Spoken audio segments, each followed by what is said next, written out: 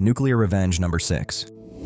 He bullied me for 8 years. Now he's living with only half his body. This happened when I was 14. Back then, I was a straight A student, and if I'm being completely honest, an incredibly vindictive kid. It all started 8 years earlier, when I was 6. A new kid transferred to our school. Let's call him Jackass. Almost immediately, he started making fun of me. At first, I didn't think much of it. I figured he was just being an idiot, and eventually he'd get bored. He didn't. Fast forward a few years. By the time I was 11, the jokes had turned into full-blown bullying. He constantly called me names. He'd hit me because I was a nerd, and because I was an atheist. He came from a very religious Christian family, and apparently, that gave him another reason to hate me. He stole my stuff all the time too. But one day, he took things way too far. He hit me in the leg with a metal baseball bat and broke both my tibia and fibula. Thankfully, I eventually made a full recovery. But the bullying didn't stop there. It actually got worse. Eventually, some of the popular kids started joining him. They'd gang up on me and beat me up almost every single day. And that continued right up until that one school trip. We were going to the zoo. I've always loved animals, so for once, I was genuinely excited about something happening at school. Jackass must have noticed how happy I was, because apparently he decided he couldn't allow me to enjoy even one day. Eventually, our group reached the bear enclosure. He walked up beside me, leaned in close, and whispered, "I'd love to watch those things eat you alive." For context, we were standing on a bridge overlooking the enclosure, about 5 meters above where the bears were. I stepped back. Then I waited until he wasn't paying attention. The moment I saw an opportunity, I grabbed his legs and threw him over the edge into the enclosure. One of the bears apparently panicked and attacked him. Then 2 more joined in. Everything turned into complete chaos. We were immediately evacuated from the area, and that was the last I saw of him for a long time. I recently found out that Jackass survived, but he lost his eyesight, his nose, his left arm, and both of his legs. There's something deeply satisfying about knowing that the person who tormented you for almost a decade eventually became the victim of your plan. After that day, nobody at school ever touched me again. And Jackass, if you're somehow reading this, I don't regret what I did. Oh right, you can't read this? You don't have eyes anymore. Edita, April 23rd, 2019. I just got a message from a friend. Yesterday, Jackass took his own life. So here's some friendly advice. Don't mess with me, otherwise you might learn a lesson you'll remember for the rest of your life.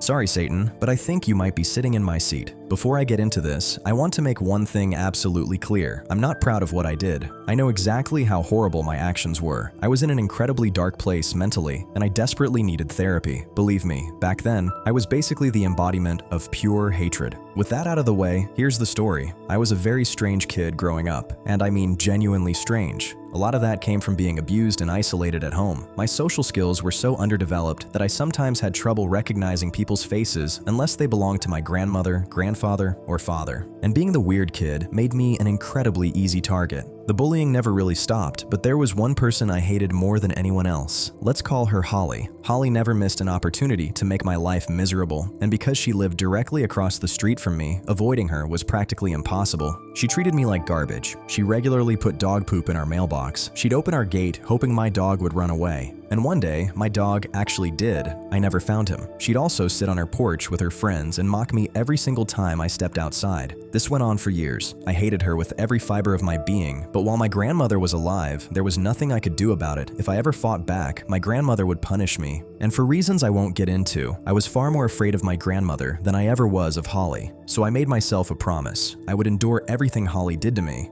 and when I got older, she would pay for all of it. Thinking about the revenge I'd eventually get was sometimes the only thing that kept me going. Eventually, Holly grew up. She stopped bothering me, she matured, and apparently stopped being such a terrible person. Unfortunately for her, by then, it was already too late. I didn't care about her sudden moral awakening. I'd been carrying that hatred around for 20 years, and now it was time to collect. I was going to destroy her life. When my grandmother finally died, I knew my opportunity had arrived, and I'd had 2 decades to think about what I wanted to do. I hadn't spent all those years doing nothing either. I'd made it my mission to learn as much about Holly as possible. I became friends with people in her social circle, and over time, I knew more about her life than her own mother probably did. Phase 1 was getting her fired. That took longer than I expected, but eventually, I found my opportunity. Holly worked at a doctor's office, and I knew her boss was deeply religious and highly respected in the community. So I started making appointments at his clinic, carefully choosing days when Holly wasn't working. After a few visits, I accidentally noticed Holly in a staff photo hanging in the waiting room. I made sure I looked surprised. and concerned. When I got into the examination room, the doctor noticed the expression on my face and asked what was wrong. I told him that, although I hated getting involved, as a fellow Christian, I couldn't keep something from him and still sleep peacefully at night. I couldn't stand by while he unknowingly put his reputation at risk. Now I had his complete attention. I asked him, Christian, to promise that he would never reveal where the information came from. He agreed, so I told him what I knew. Holly was using drugs. He was shocked and didn't believe me at first. I told him I completely understood his skepticism, but there was an incredibly simple way to find out whether I was telling the truth: drug testing. If I was wrong, nothing would happen. If I was right, he could potentially save himself a lot of trouble down the road. Eventually, he agreed. He tested the entire staff so it wouldn't look like Holly was being singled out. And here's the thing, I hadn't lied. Holly smoked a lot of weed. I knew because my father had been selling it to her for years. Her test came back positive for marijuana, and much to my surprise, Xanax showed up too. Oops, the doctor fired Holly as soon as he got the results. Later, he actually called me to thank me for telling him. Before hanging up, he said that I truly walked in the light of the Lord.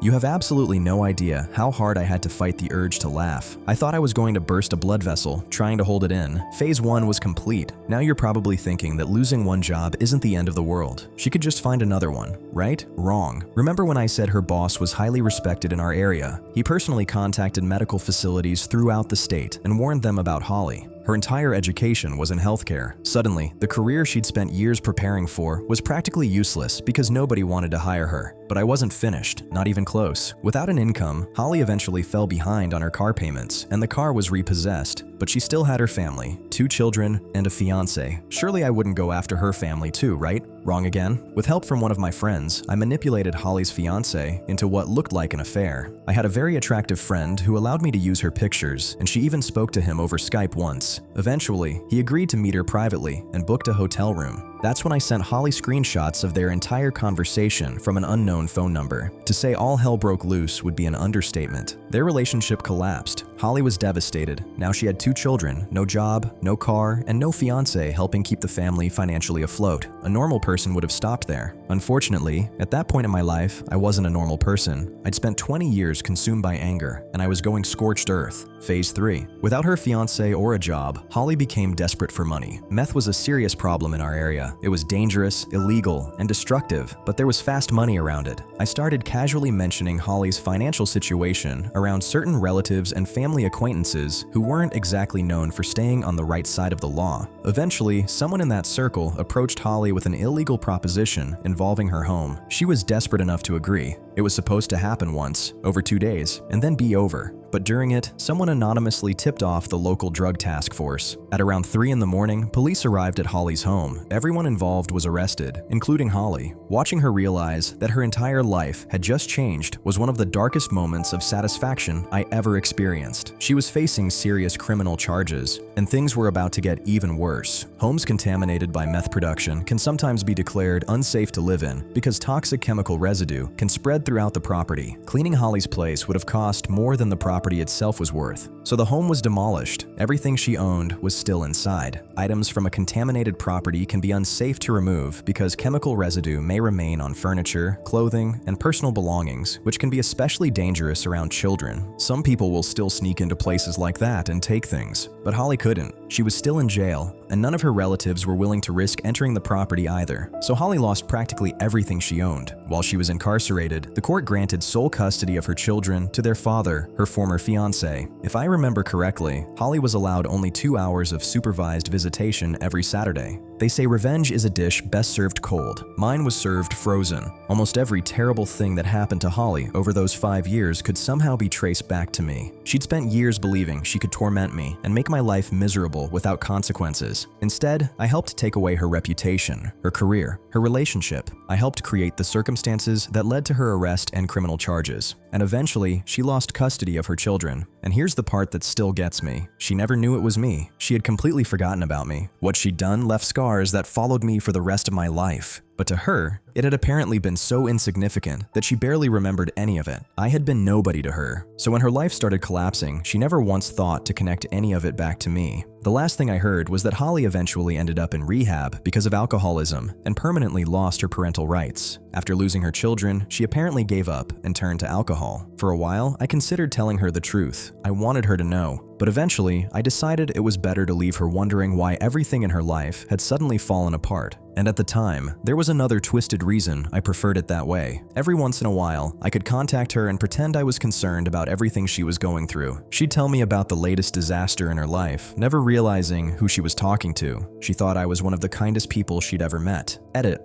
A lot of people seem to think what Holly did to me as a kid wasn't serious enough to explain why I reacted the way I did. That's probably because the examples I originally gave sounded relatively minor. Maybe part of me was embarrassed to admit just how badly I'd allowed myself to be treated. The truth is, Holly did much worse. She physically attacked me more than once. One time, she and her friends forced me to eat actual feces. I don't even know whose it was. Another time, she pushed me down an embankment. I hit a concrete block and chipped one of my teeth. I could keep going, but I don't want to. The point is, she didn't just tease me. None of that makes what I eventually did right. It doesn't. But I want people to understand that this wasn't 20 years of rage over a few childish insults. There's one other detail I should clarify. We lived in a trailer park. That's why Holly's home was demolished instead of professionally decontaminated. Even in good condition, her trailer was probably worth no more than around $3,000. Proper cleanup would have cost more than the property itself. That's all I'm going to add. Any more specific details would make this story far too easy to identify.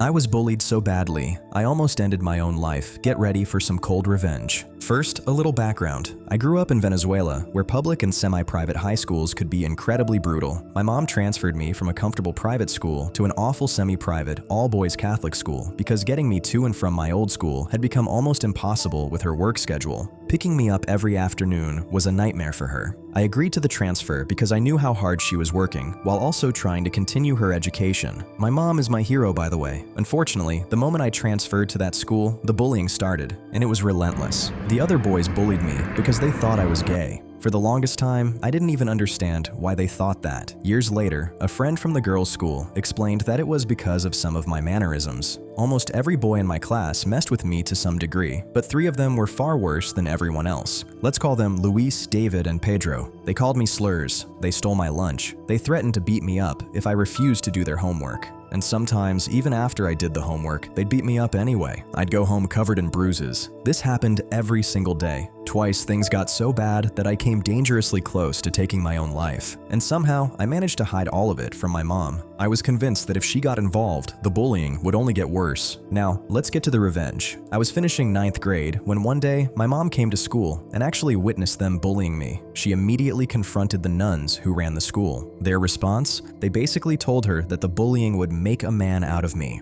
My mom was furious. After she started threatening legal action, she began the process of transferring me back to a comfortable private school. And during my final week at that Catholic school, something inside me finally snapped. I thought, screw it, I'm leaving anyway. It's time to fight back. First up, David. I asked my mom to make spaghetti bolognese for my lunch. Then I went to a pet store and bought a laxative intended for cats. Before class, I mixed it into the spaghetti and deliberately left the lunch inside my backpack during break. When I came back, David, basically the Bruce Bogtrotter of our school, was already clutching his stomach and begging the teacher to let him use the bathroom. But the teacher refused. He told David he had to finish his exam before he could leave. David didn't make it. He had an extremely public accident right there in the classroom. Things got bad enough that he ended up in the hospital and missed all of his final exams while recovering. Later, he tried to report me, but by then, I was already at another school. Because he'd missed his finals, David had to take what we called reparaciones, difficult makeup exams students had to pass to avoid repeating the entire school year. He somehow managed to pass and move on to the next grade. Luis, however, got a different kind of revenge. Luis wasn't exactly the sharpest guy in the class. He would sometimes talk about how his mother and father regularly beat him at home, and because his grades were terrible, he desperately needed good exam scores to avoid repeating the year. So he came up with what he apparently thought was a brilliant plan. He threatened me into swapping exam papers with him. Naturally, I agreed. What Luis didn't know was that I deliberately filled my paper with completely wrong answers. Every single answer I could get wrong, I got wrong. Then we switched. When the results were announced at the parent meeting, Luis had scored about as badly as humanly possible. That meant he also had to take the difficult reparaciones exams to avoid repeating the year. But unlike David, Luis completely blew them. He failed. Hard.